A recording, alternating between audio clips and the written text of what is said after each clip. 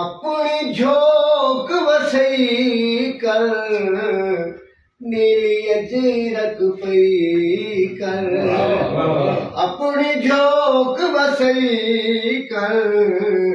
नीली अजरक पई कर बोली अपनी अलई कर नीली अजरक पई कर सुती कौम जगई कर नीली अजरक पई कर जेड़ी जाते जावे नीली अजरक पावे जेड़ी जाते जावे नीली अजरक पावे सादा कौमी रंगी है संगते को समझावे ए नदान भुलई कर नीली अजरक पई कर बोली अपनी अलई कर नीली अजरक पई कर सुती सोच जगई कर नीली अजरक पई कर सादिए पहचाने साकुई ते मारे सादिए पहचाने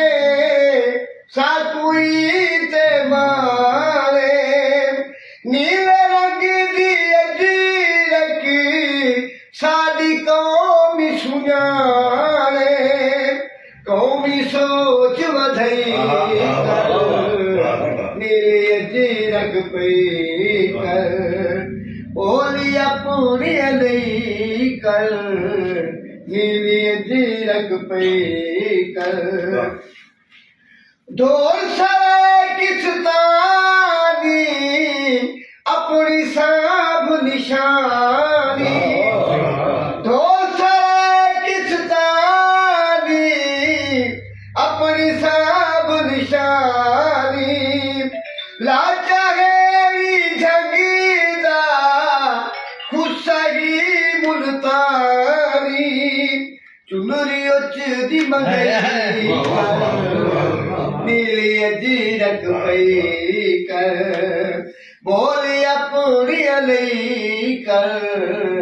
नीली अजरक पई कर सुती सोच जगई कर नीली अजरक पई कर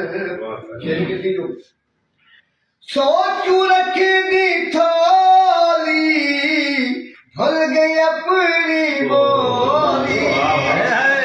अक्सर बड़े पढ़े पढ़े लिखे लोग ना घर वाले लाल उर्दू वाले पंजाबी वाले ना अपनी बोली अलग होनी तो हमें समझते उन्हें वैसे शेर के सोच रख दी थोली भूल गई अपनी बोली बरखा कंगाल बसंदिया गघरा चुनेरी झोली ढोली पई ठमकई कर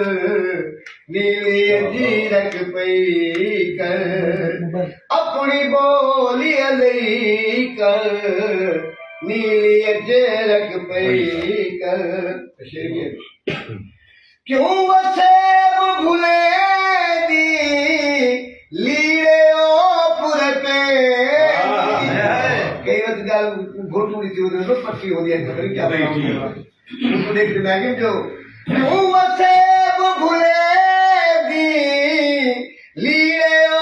पुरे पे दी